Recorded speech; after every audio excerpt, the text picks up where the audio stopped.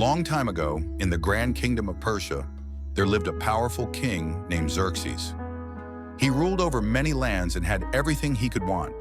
But one day he made a big decision. He removed his queen because she didn't follow his command. Now the palace needed a new queen. So a search began across the land, and many young women were brought to the palace. Among them was a kind and beautiful young woman named Esther. Esther was special, not just because of how she looked, but because of her heart. She was wise, gentle, and brave. Esther was raised by her cousin Mordecai, who loved her like his own daughter. They were part of the Jewish people, but Esther kept that part of her identity secret, just as Mordecai told her. After a year of preparing, Esther was chosen by the king to be the new queen of Persia. But no one, not even the king, knew she was Jewish. Now there was a man named Haman who worked for the king. Haman was proud and full of himself. He wanted everyone to bow down to him. But Mordecai, Esther's cousin, refused to bow because he only worshiped God. Haman was furious, so furious in fact that he didn't just want to punish Mordecai, he wanted to get rid of all the Jewish people.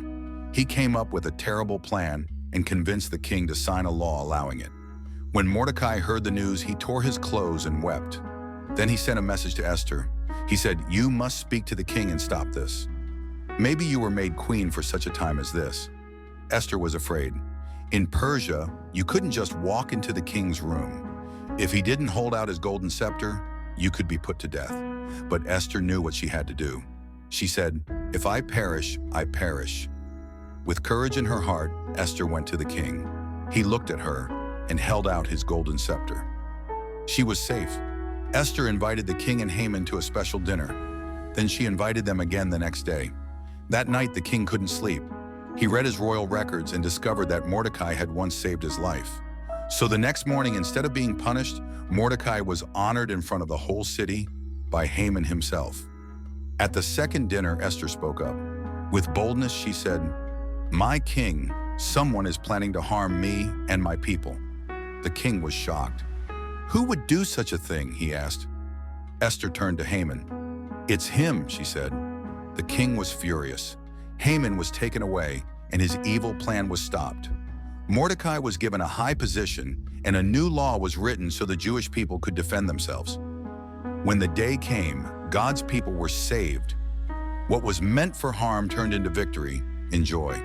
The Jewish people celebrated with laughter, feasts, and thankfulness. Even today, they remember that day as the holiday of Purim. Esther's story teaches us that God puts people in the right place at the right time, even when we don't understand why. Esther didn't know how her life would unfold, but when it mattered most, she trusted God and acted with courage. You don't have to be a queen to make a difference. Like Esther, you can stand up for what's right. You can be brave, and who knows, maybe you were made for such a time as this.